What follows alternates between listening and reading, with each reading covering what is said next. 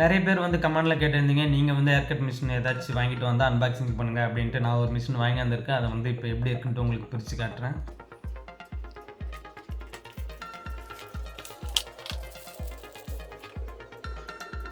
பார்த்தீங்களா, புது மிஷின் இன்னும் யூஸ் பண்ணவே இல்லை, இனிமேல் தான் யூஸ் பண்ணணும். சென்டரில் ஒரு பட்டன் கொடுத்துருக்காங்க. இந்த மிஷினில் பார்த்தீங்கன்னா வந்து ரெட் இண்டிகேட்டர், க்ரீன் இண்டிகேட்டர் அப்படின்ட்டு 2 ஆப்ஷன் இருக்குது. ரெட் இண்டிகேட்டர்ன்றது வந்து நார்மல் ஸ்பீடு, க்ரீன் இண்டிகேட்டர்ன்றது வந்து டர்போ ஸ்பீடு. இப்போ பாருங்கள், இது நார்மல் ஸ்பீடு, இது க்ரீன் வந்து இது வந்து டர்போ ஸ்பீட்.